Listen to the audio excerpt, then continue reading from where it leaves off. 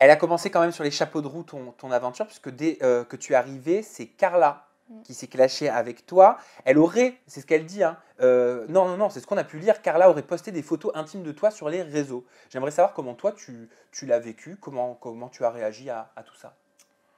Alors sur le moment, quand les photos sont sorties, je l'ai très mal vécu. Bon, c'est rien de très grave, hein. J'étais en sous-vêtements, rien de très trash.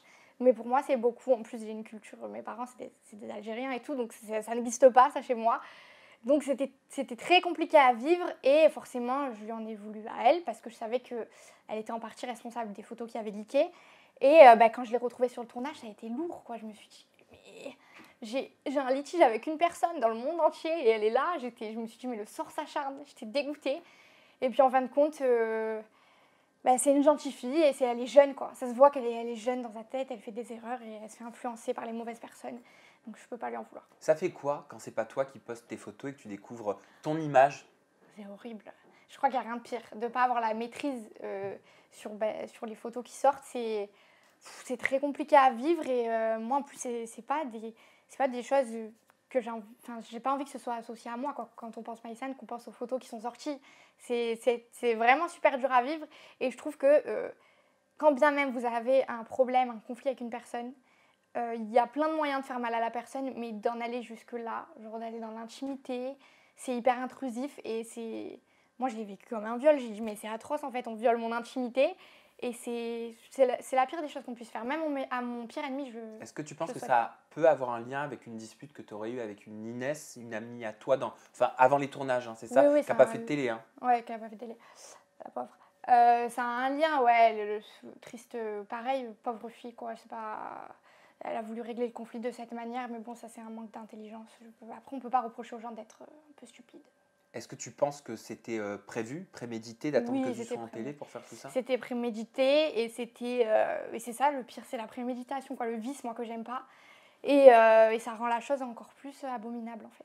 C'est atroce. Je voulais te faire réagir aussi à ça parce que ton ancienne meilleure amie, on insiste sur le ancienne, Inès, aurait dit que tu n'étais pas du tout la seule fille de ta classe et que tu n'étais pas vraiment surdouée parce que tu étais barmaid et caissière. Ouais.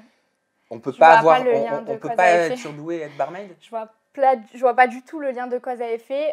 Alors moi, j'ai été effectivement, j'ai travaillé dans un fast-food, donc j'étais caissière dans un fast-food pendant mes études, pour financer mes études. Et ça, je l'ai toujours dit et je le revendique. Il y a un mal à ça? Mais il y a aucun. Mais moi, j'en étais trop fière. En plus, quand elle a sorti comme une critique, je me suis dit, mais moi, mes parents, ils ont les moyens. Et ils m'ont toujours dit, t'as pas besoin de travailler, tant que tu travailles à l'école, c'est le plus important, on s'occupe du reste. Et moi, de moi-même, j'ai dit, mais je suis une adulte, je peux aider mes parents. Et moi, c'était trop une fierté. Genre, je vais faire caissière, bien sûr, je vais charbonner. Et même si c'est rien, c'est 200 balles par mois, je les donne à mes parents pour les aider. Et elle m'a ressorti ça en mode critique. Je me suis dit, ok, c'est trop bizarre. Bon, ça, c'est une question de valeur, on ne doit pas avoir les mêmes, c'est pas grave. Et barmaid, pareil, je me suis amusée. Je travaillais bien à l'école, j'étais une bonne élève. Donc pourquoi je ne peux pas être barmaid si j'arrive à faire plusieurs choses? Bon, j'étais barmaid, j'ai travaillé 3 fois en boîte dans un bar à Marseille. Mais c'est arrivé 3 fois. Mais j'ai kiffé, j'étais trop contente. Et comment t'as accusé le coup quand elle a balancé sur les réseaux sociaux que tu serais sur des sites libertins? Elle a balancé des noms aussi de sites, et comme quoi tu mettrais des photos de toi, des sextapes, etc. Je sais même pas quoi dire, c'était... Ça t'a blessé? Alors ce qui est blessant, c'est que je sais que c'est faux. En fait, c'est ça. Moi, je préfère... Quand quelqu'un va sortir un truc vrai sur moi, ça va me faire chier, mais c'est la réalité, donc c'est pas grave. J'ai pas à avoir honte de ce qui est vrai. Je veux dire, il faut assumer. En plus, moi, j'ai tendance à tout assumer. Mais quand c'est quelque chose de faux et je me retrouve à devoir démontrer quelque chose qui est faux, c'est trop compliqué parce que je me dis, on est en train de me calomnier sur... c'est sans fondement. Et les gens, ils vont prendre ça pour acquis. Ils vont dire oui, c'est vrai parce qu'ils l'ont lu sur le tweet d'une pauvre meuf. Je me dis, mais c'est trop triste. Et donc, ce qui m'a blessée, c'est de devoir me défendre sur quelque chose d'absurde, en fait. De devoir te justifier. Voilà, c'est ça. T'es allé plus loin? T'as porté plainte? J'ai laissé faire ma mère. Ma mère, elle a appelé sa mère et c'était réglé. Pas besoin de porter plainte. T'as envoyé la maman. C'est mon avocate. Tu as fait tout.